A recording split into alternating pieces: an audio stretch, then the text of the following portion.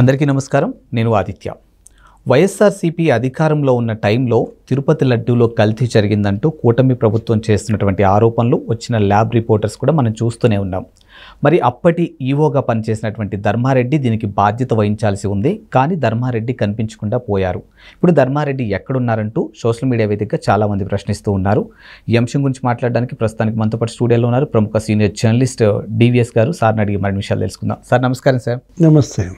లడ్డూ కల్తీ వ్యవహారం వైఎస్ఆర్సీపీ హయాంలో జరిగిందంటూ కూటమి చేస్తున్నటువంటి ఆరోపణలు వచ్చినటువంటి ల్యాబ్ రిపోర్ట్స్ మనం చూసాం. అప్పుడు ఈవోగా ఉన్నటువంటి ధర్మారెడ్డి దీనికి సమాధానం చెప్పాలి, కానీ సమాధానం చెప్పకుండా కనిపించకుండా పోయారంటూ వార్తలు వినిపిస్తూ ఉన్నాయి. మరి ధర్మారెడ్డి ఎక్కడున్నారు? నిజంగా ఇప్పుడు దీనికి బాధ్యత వహించాల్సిన బాధ్యత ఆయన మీద ఉందా లేదా?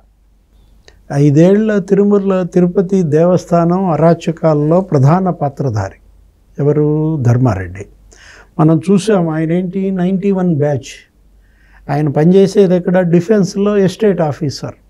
అతన్ని కోరి గతంలో రాజశేఖర రెడ్డి తెచ్చుకున్నాడు, ఇప్పుడు జగన్మోహన్ రెడ్డి తెచ్చుకున్నాడు. టీటీడీ వేదికగా జరిగినటువంటి అవినీతి, అక్రమాలు, అపరాధాలు ఇవాళ జగన్మోహన్ రెడ్డి, భూమన కరుణాకర్ రెడ్డి, వైవి సుబ్బారెడ్డి, ధర్మారెడ్డి నలుగురు నాలుగేపులా ఇవాళ టీటీడీని భ్రష్టు పట్టించిన పరిస్థితి అన్నమాట. ధర్మారెడ్డి ఇందుకోసమే ఇక్కడికి వచ్చాడా? ఇక్కడికి తెప్పించారా? అంటే ఒక దురుద్దేశపూర్వకంగానే ధర్మారెడ్డిని ఇక్కడికి తెప్పించారు తప్ప అందులో సదుద్దేశమేమీ లేదు. ఉంటే గనక ఇవాళ ఇలా పారిపోవాల్సిన అవసరం లేదు.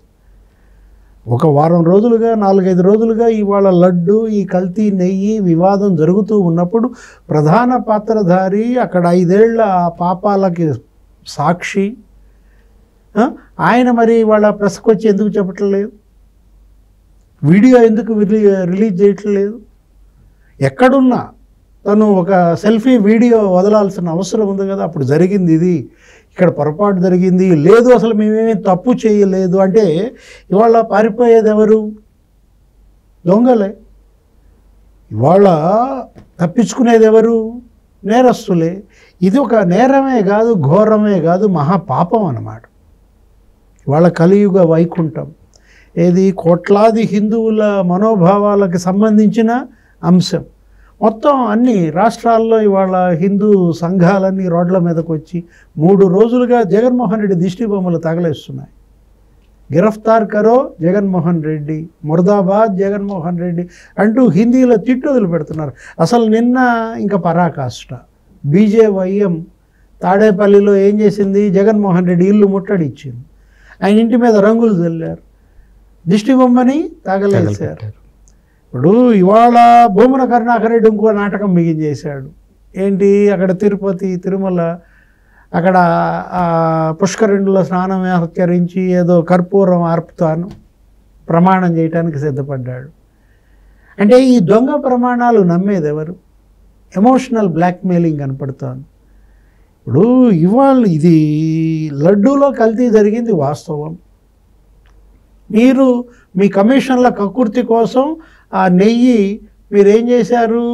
320 రూపాయలకి ఎలా కొనగలిగారు?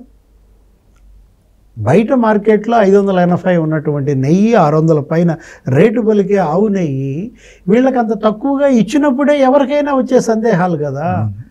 ఇప్పుడు ఎన్డీడీబీ రిపోర్ట్ స్పష్టంగా చెప్పింది, అది కేంద్ర ప్రభుత్వ సంస్థ. ఈక్వేషన్ 3 95 ఉండాల ఎస్ వాల్యూ, 20 ఉంది. ఈక్వేషన్ 5 104 ఉండాల ఎస్ వాల్యూ, 19 ఉంది. స్పష్టంగా ఇచ్చారు అక్కడ. తర్వాత టేబుల్లో 8వ పేజీలో టేబుల్ 2లో స్పష్టంగా చెప్పారన్నమాట. ఏమని? ఇందులో వనస్పతి, లేకపోతే పామ్ ఆయిల్, లేకపోతే ఫిష్ ఆయిల్, లాడు అంటే పంది కొవ్వు అని చెప్పి ఒక 5-6 పేర్లు ఇచ్చారు. సస్పిషస్ ఈ కొవ్వు కలిపిందని అనుమానాలు మరి ఎన్డీడీబీఏ వ్యక్తం చేసిందంటే 3 ఏళ్లుగా 4 ఏళ్లుగా లడ్డు బాగోలేదని, ఎండిపోయిందని, క్వాలిటీ లేదని అనేక విమర్శలు. భక్తులు ఎన్ని మాటలు విమర్శించారు. అక్కడ అన్నప్రసాదంలో అసలు భక్తులు ఆందోళన చేశారు. ఎప్పుడైనా ఈ ధర్మారెడ్డి అక్కడ ఉన్న వెంగమాంబ అన్నప్రసాదం సందర్శించాడా? భక్తులను అడిగాడా మీకు క్వాలిటీ ఫుడ్ వస్తుందా అని?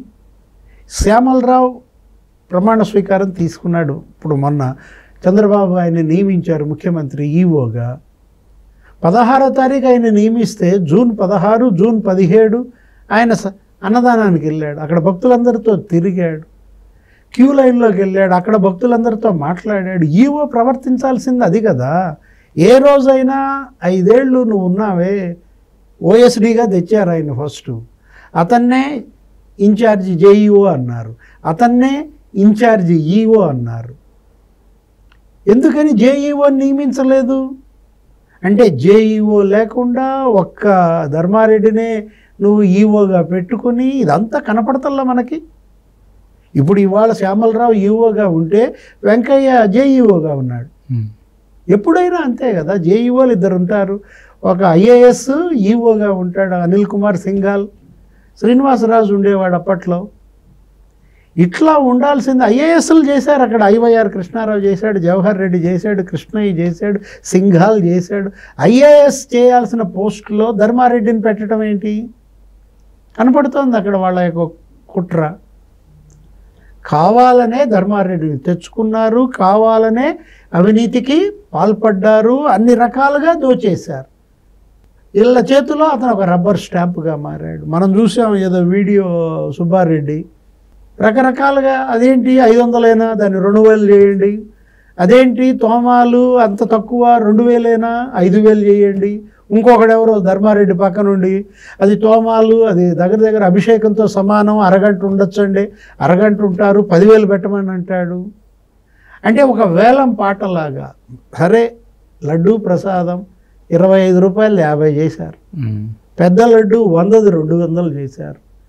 క్వాలిటీ పెంచాలి కదా. రేట్లు పెంచినప్పుడు క్వాలిటీ పెంచాలి. ఇప్పుడు మీరు ఇవాళ భక్తుల్ని ఇవాళ వీళ్ళు నమ్మించి మోసం చేశారు. భక్తుల నమ్మకంతో వీళ్ళు ఆడుకున్నారన్నమాట. వాళ్ళకి ఫెసిలిటీస్ లేవు. క్యూ లైన్లో చిన్నారులు ఉంటే వాళ్ళకి గతంలో పాలు ఇచ్చేవాళ్ళు, పులిహోర పంపిణీ చేసేవాళ్ళు.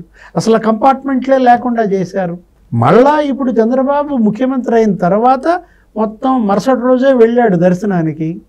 ప్రమాణ స్వీకారం 12వ తారీఖు చేస్తే మరుసటి రోజు అక్కడికి వెళ్ళి ఒకటే మాట అన్నాడు, తిరుపతి నుంచే ప్రక్షాళన ప్రారంభం అన్నాడు.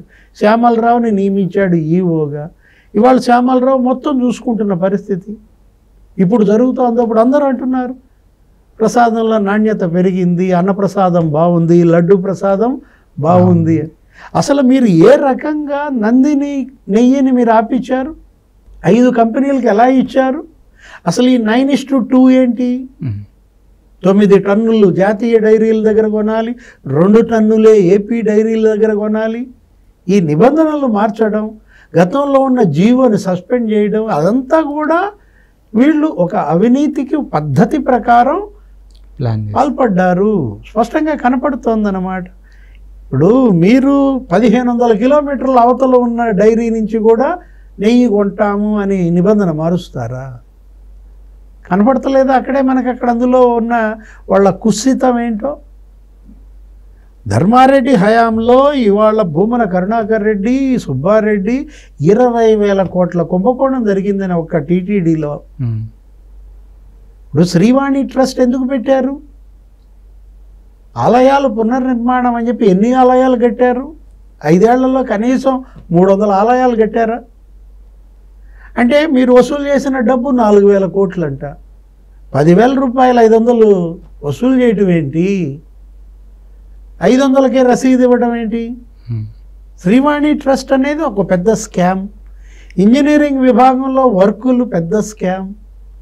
అక్కడే 3,000 కోట్లు స్కామ్ జరిగిందని. ఇప్పుడు టీటీడీ బడ్జెట్లో 1% నువ్వు తిరుపతికి ఇవ్వటం ఏంటి? మున్సిపాలిటీకి గతంలో ఇవ్వనిది మీరు ఎందుకు పెట్టారు? అంటే నీ కొడుకు ఇక్కడ డిప్యూటీ మేయర్గా ఉంటే నువ్వు తిరుమల బడ్జెట్ 1% ఇటు మళ్ళీ ఇస్తావా? 100 కోట్లతో పారిశుధ్య పనులు చేసావా? అరే, టీటీడీ ఉద్యోగులకు ఇచ్చిన స్థలం దగ్గర నీకు 5 ఎకరాలు ఎక్కడి నుంచి వచ్చాయి? ఇప్పుడు ఇవాళ భూమన కరుణాకర్ రెడ్డి ప్రమాణం వాటి మీద చేయాలా? ఏంటి, నేను నాస్తికుడిని కాదు అని ప్రమాణం చేయాలా? నువ్వే అన్నావు అక్కడ ఉన్నది విగ్రహం కాదు, అది రాయి అన్నాడు ఇతను అదే నోటితో. ఒక నాస్తికుడిని, ఒక అన్యమతస్థుడిని చైర్మన్గా చేశారు జగన్మోహన్ రెడ్డి అని కదా. అవును. ఇప్పుడు ఇవాళ సుబ్బారెడ్డి సూపర్ స్వామి అన్నాడు, 43 సార్లు అయ్యప్ప మాల వేసుకున్నాడు, అతను మించున్నాడు, అసలు టీటీడీ చైర్మన్లుగా ఇంతవరకు ఎవరు చేయలేదన్నాడు. ఆయన భార్య బైబిల్ తీసుకుని వెళ్ళడం ఏంటి? భార్య బైబిల్ తీసుకుని వెళ్ళేటటువంటి మహిళ భర్తని నువ్వు చైర్మన్గా ఎలా పెడతారు? భూమన కరుణాకర్ రెడ్డి ప్రమాణం చేశాడు, మరి నీ కూతురు క్రిస్టియన్ సంప్రదాయంలో పెళ్లి చేసుకోలేదని ప్రమాణం చేశాడా? ఆ ఫోటోలు మనం చూసాం. భూమన కరుణాకర్ రెడ్డి కూతురు పెళ్లి క్రిస్టియానిటీలో జరపటం ఏంటి? వీళ్ళు టీటీడీ చైర్మన్లు అవ్వడం ఏంటి? అది హిందూ దేవాలయం, కలియుగ వైకుంఠం. కోట్లాది భక్తులు హిందువుల యొక్క విశ్వాసాలతో ఏ విధంగా జగన్మోహన్ రెడ్డి ఆడుకున్నాడో అందుకే ఇవాళ భగ్గుమంటోంది. ప్రపంచవ్యాప్తంగా భక్తులంతా ఇవాళ జగన్మోహన్ రెడ్డి దిష్టి బొమ్మలు తగిలేస్తోంది. అందుకే ఇవాళ ధర్మారెడ్డి పరారయ్యాడంటే, జగన్మోహన్ రెడ్డి బెంగళూరు వెళ్ళిపోయాడంటే లుకౌట్ ఇవాళ విజిలెన్స్ విచారణలో స్పష్టంగా కనపడింది 500 కోట్ల సరుకుల కొనుగోళ్లలో స్కామ్ జరిగిందని. నాసి రకం జీడిపప్పు, నాసి రకం శనగపిండి, నాసి రకం పంచదార. గతంలో ఉందా ఈ విధమైనటువంటి కొనుగోళ్ళు?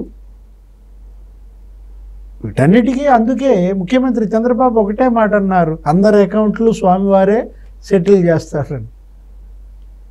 Thank you sir.